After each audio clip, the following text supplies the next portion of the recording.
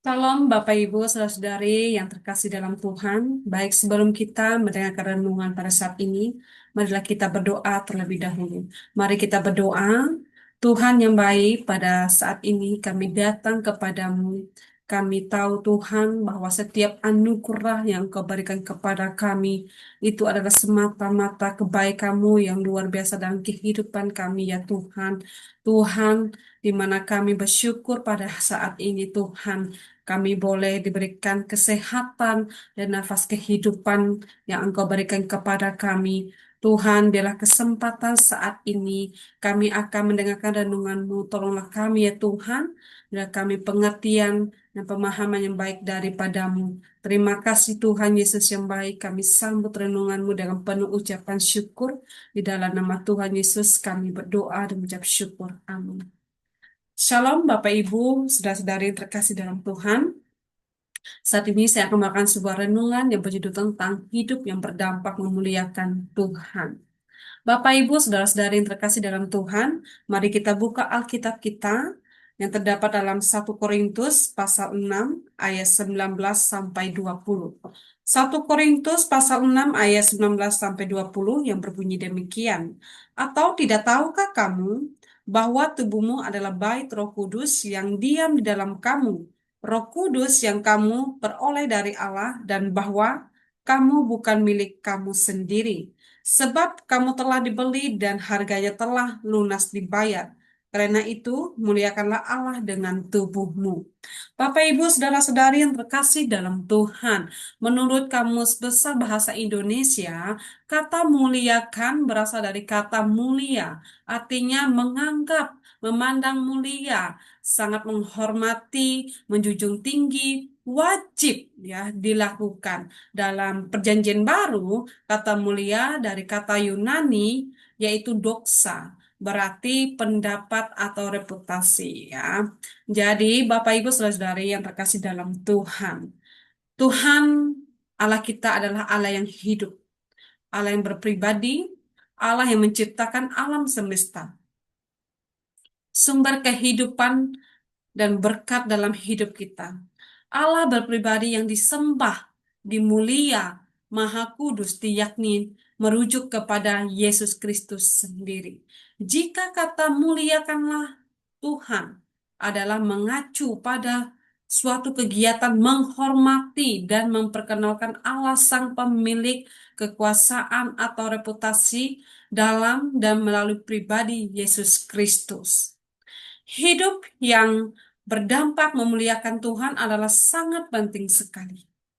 Dalam ayat Alkitab yang kita baca, bahwa tubuh kita adalah bait Roh Kudus yang diperoleh dari Allah. Dan tubuh kita juga bukan milik kita sendiri. Karena kita dibeli dan dibayar dengan lunas, dengan darah yang mahal. Sehingga kita, orang percaya, hidup memberi seluruh hidup kita untuk memuliakan Allah, sama seperti perkataan Paulus, muliakanlah Allah dengan tubuhmu.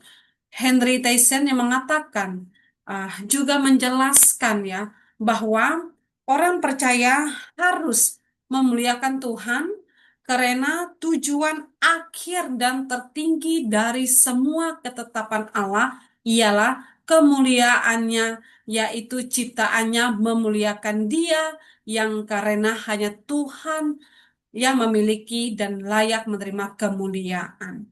Bapak, Ibu, saudara-saudari yang terkasih dalam Tuhan, ketika hidup kita yang berdampak memuliakan Tuhan, itu adalah bukti bahwa kita mengasihi Dia, sama seperti Allah terlebih dahulu mengasihi kita, dan juga bukti kemurnian iman kita kepadanya, karena kita sama-sama tahu bahwa tujuan Allah menciptakan kita, menciptakan manusia untuk memuliakan namanya. Maka dari itu, untuk menyelaraskan kehendak Allah dalam hidup kita, mempersembahkan seluruh hidup kita untuk kemuliaan Allah. Dalam surah 1 Korintus pasal 6 ayat 19 sampai 20 ini berupa nasihat Paulus, ungkapan untuk hidup yang berdampak memuliakan Tuhan. Hidup yang berdampak memuliakan Tuhan meliputi beberapa sebagai berikut, yaitu yang pertama, kita harus menyadari bahwa tubuh adalah bait Roh Kudus, ya. Di mana dikatakan ayat 19, atau tidak tahukah kamu bahwa tubuhmu adalah bait Roh Kudus yang diam di dalam kamu, Roh Kudus yang kamu peroleh dari Allah, dan bahwa kamu bukan milik kamu sendiri. Kata Roh Kudus yang dimaksudkan adalah roh yang diperoleh dari Allah. Roh Kudus adalah pribadi Allah. Adapun dalam konsep Tritunggal, Roh Kudus adalah pribadi ilahi dan Roh Kudus adalah penolong bagi umat beriman dan menuntun hati seseorang untuk mengalami keselamatan dari Bapa yang diwujudkan dalam Yesus Kristus. Dalam 1 Korintus pasal 6 ayat 19 sampai 20 mencatat bahwa hidup yang berdampak memuliakan Tuhan. Pertama, kita harus menyadari bahwa tubuh kita adalah bait Roh Kudus atau bait Allah. 2 Korintus pasal 6, ya. 2 Korintus pasal 6 ayat 16 yang berbunyi demikian. Sebab itu 2 Korintus pasal 6 ayat 16 yang berkatakan, tidak tahukah kamu, tidak tahukah kamu bahwa kamu adalah bait Allah dan bait Roh Allah diam di dalam kamu, ya. Perkataan Paulus ini adalah sebuah nasihat tegas, sebuah nasihat tegas yang dimana Paulus menasehatkan menegaskan diperhatikan, ya. Bapak Ibu saudara-saudari yang terkasih dalam Tuhan, seperti yang difirmankan bahwa tubuh kita adalah bait Roh Kudus atau bait Allah. Hal ini mengajarkan kita supaya kita tidak mencemari atau menodai tubuh kita. Contoh hal kecilnya dalam kehidupan keseharian kita, yaitu meminum minuman keras secara berlebihan sampai mabuk-mabukan, memakai narkoba, mengonsumsi obat terlarang, dan lain-lain. Sebab semuanya tidak berguna, dan janganlah tubuh kita diperhambakan oleh sesuatu apapun. Dan hal ini tercatat dalam ah, ayat 12, ya. 1 Korintus pasal 6 ayat 12 yang mengatakan demikian. Segala sesuatu halal bagiku tetapi bukan semuanya berguna. Segala sesuatu halal bagiku tetapi aku tidak membiarkan diriku diperhamba oleh sesuatu apapun. Jadi untuk hidup yang berdampak memuliakan Tuhan, ya, kita bisa kita hidup dengan berbuat baik, ya. Karena Matius pasal 5 ayat 14 sampai 16 yang mengatakan, kamu adalah terang dunia, kota yang terletak di atas gunung tidak mungkin tersembunyi. Lagi pula, orang tidak menyalakan pelita lalu meletakkannya di bawah genteng, melainkan di atas kaki dian sehingga menerangi semua orang di dalam rumah itu. Demikianlah, hendaknya terangmu bercahaya di depan orang, supaya mereka melihat perbuatanmu yang baik dan memuliakan Bapamu yang di surga. Bapak, Ibu, saudara-saudari yang terkasih dalam Tuhan, sebagai orang Kristen yang sungguh-sungguh percaya kepada Tuhan, kita adalah orang percaya disebut sebagai terang dunia, dan dengan melakukan perbuatan baik, ya, kita sudah memberikan contoh yang berdampak untuk memuliakan Tuhan dalam hidup kita, dan orang lain pun dapat menyaksikan, mendapat melihat, dapat merasakan perbuatan baik kita yang kita lakukan. Yang kedua, hidup yang berdampak. Yang kedua itu menyadari bahwa hidup kita adalah milik Allah. Agar hidup kita bisa berdampak untuk memuliakan Allah atau memuliakan Tuhan. Yang kedua itu kita menyadari bahwa hidup kita sebagai orang percaya adalah milik Tuhan dan tubuh kita adalah bait Allah. Karena hidup kita adalah milik Tuhan, maka tidak ada yang dapat kita banggakan dalam hidup kita selain hidup yang berdampak memuliakan Tuhan. Atau tidak ada yang dapat kita sombongkan dalam hidup kita. Karena hidup kita ini adalah milik Tuhan. Karena Tuhan Yesus sendiri, Bapak Ibu Saudara-saudari kasih Tuhan. Tuhan Yesus sendiri telah memberikan contoh teladan dimanapun dia berada. Tuhan Yesus membawa suatu perubahan atau membawa suatu dampak. Dan bagaimana dengan kehadiran kita, hidup kita yang sekarang ini? Sudahkah kita memberikan dampak untuk memuliakan Tuhan? Bapak Ibu, saudara-saudari yang terkasih dalam Tuhan, dalam surat 2 Korintus pasal 3 ayat 3 yang mengatakan demikian.